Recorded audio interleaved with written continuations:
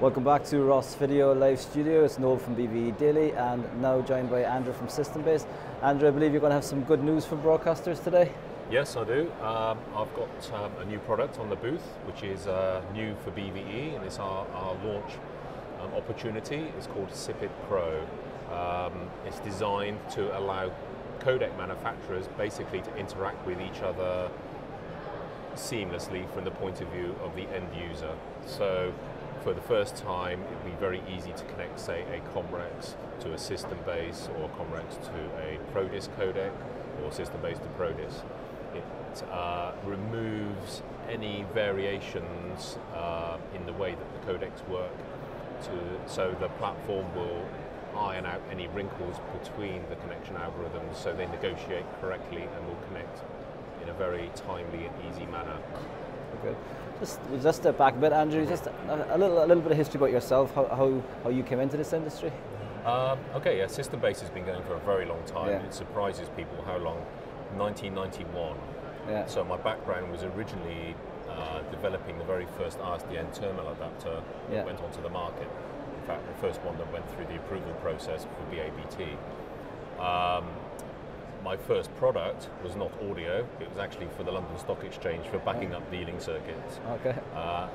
But my degree is in signal processing, so it's quite obvious how I got into doing audio codecs. Yeah. So this is why one of the very first codecs that had integrated ISDN and audio was a Systembase.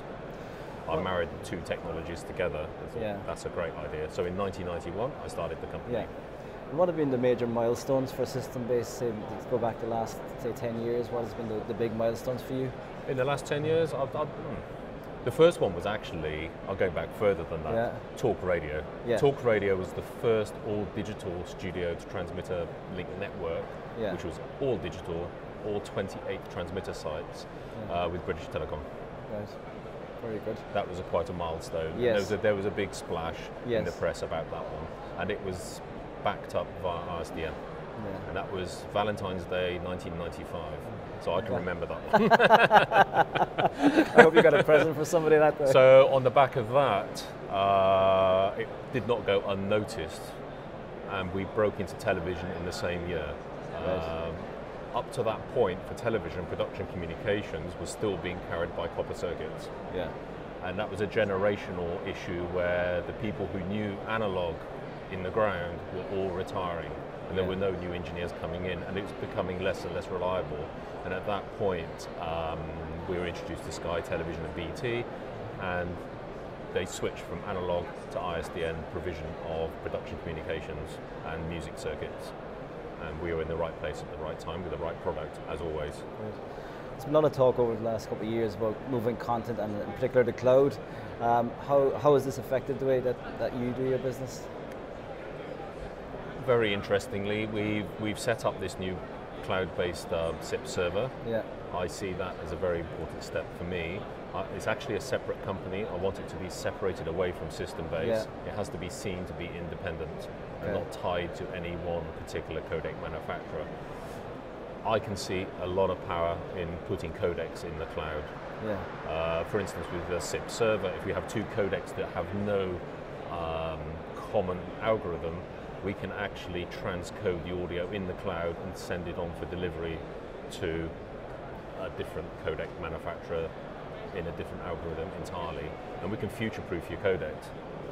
Fantastic. You can go in as G722 and come out as AAC, for instance. Yeah. And can people rest assured when they're moving content that it's secure in the cloud? Yes, they can. Yeah, the SIP algorithms are inherently secure. We challenge events that happen more frequently than your average telephone server. But I'm very aware of hacking attacks and port scanners. If you open up the SIP ports on your local network, you will notice you will be having port scanners hitting you within minutes, generally speaking. So you have to be very savvy as to what's going on. And we do have a blacklist. Right, okay. Seriously, the best one is actually SIP Vicious.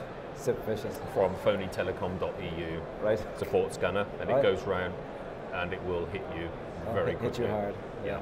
Good. And actually one of the biggest areas of fraud in the country at the moment is actually telephony fraud, where they will hack your system and they will make phantom calls, and you will not know about it until you get your bill. It's not as if it's occupying a line, a telephone line. Yeah. It's all virtual, so you end up with a bill from a premium rate number that's originated from within your building, and you will know nothing. That's not good. Yeah. Andrew, you've been a loyal exhibitor at BVE over the years. Mm-hmm. How important is BVE for your business? It's very important. I see a lot of my grassroots engineers here. They do a lot of their planning for the next 12 months, and they like to keep abreast of what technology is available. When we have Wimbledon coming up, we have had meetings here about the technical aspects of how that's going to be rolled out on IP rather than ISDN, for instance. Okay, that's what I get. We never really get purchases as a company from the show directly, but we see all of the doers here. Yeah.